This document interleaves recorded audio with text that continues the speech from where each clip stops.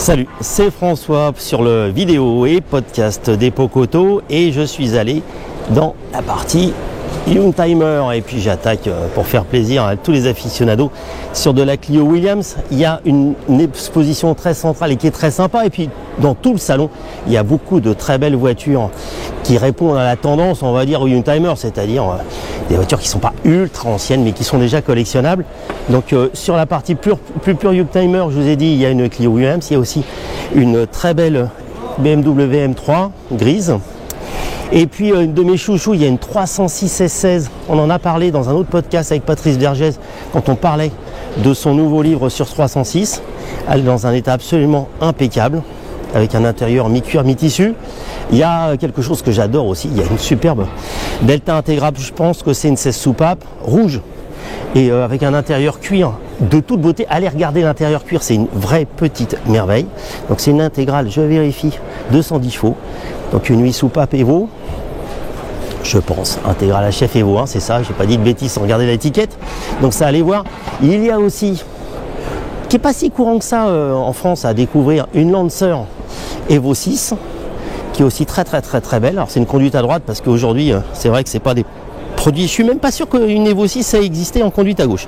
Les spécialistes me corrigeront. Et un peu the masterpiece de la partie Youngtimer, c'est une Impreza, je ne me souviens plus la définition, mais la 3 portes, les toutes premières qui ont été produites par ProDrive, qui est absolument magique. Là, évidemment, conduite à droite, ça j'adore, c'est vraiment une très belle auto, et très rare à voir parce que ça roule peu, il y en a très peu, et vu que c'était que des conduites à droite. Quoi vous dire d'autre? Il y a aussi un des grands classiques de l'époque issu du groupe A, parce qu'on est un petit peu ça. Il y a une superbe Toyota Celica four, donc 4 roues motrices turbo, où il y a eu des superbes séries limitées Carlos Sainz. Pareil, je trouve que ça vieillit très bien avec des écopes, parce qu'il fallait quand même ventiler. C'était pas vraiment prévu pour sortir 200 ou 300 chevaux quand il y avait un peu de prépa.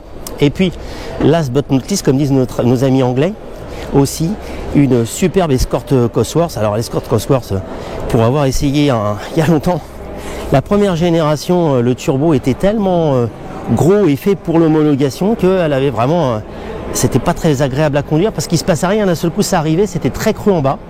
Et puis moi j'aime bien ce côté très vulgaire avec l'énorme pelle à tarte derrière qui venait un peu des Sierra, etc.